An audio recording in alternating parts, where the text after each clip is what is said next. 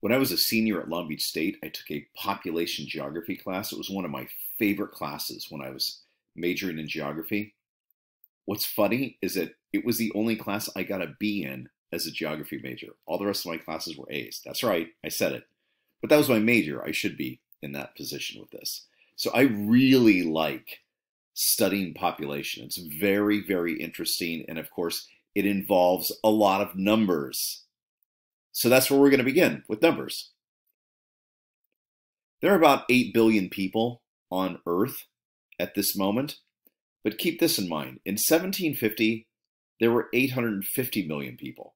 In 1920, there were just under 2 billion.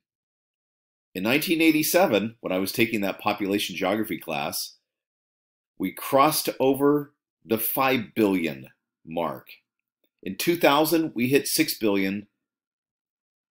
Now today, with about 8 billion people, more than half the population is urban. That means they live in cities. However, by 2050, 2/3 of the people on this planet are going to be living in cities. Cities are growing on this planet rapidly. In 1900, the top 10 largest cities on Earth were in the world's richest countries. Can you feel where this is going? In 2010, Tokyo, New York, and LA were the only remainders of 1900 in the top 10.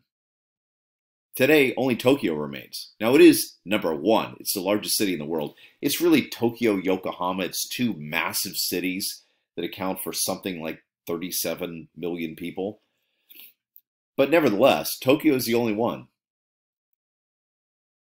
In the last 20 years, about 97% of population growth has occurred primarily in the world's poorest countries. Think about this. Do you have more siblings than your parents and grandparents, or less? You want to know what it is with me? I have a half-sister. That's it. From my father, who is dead, by the way.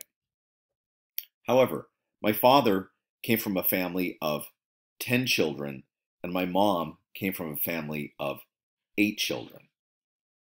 And yet, essentially, from my mother and my father, I'm an only child. How many children do you plan on having? Are you going to have 6, 8, 12 children? Or, like most Americans, are you likely to have 1 or 2? You know, Americans like to have 2. That way they get 1 of each flavor and they kind of get to check the whole thing out. But keep this in mind. If a couple, thinking about this in a traditional sense, if a couple has 2 children, that actually does not replace them. You need 2.1 to replace.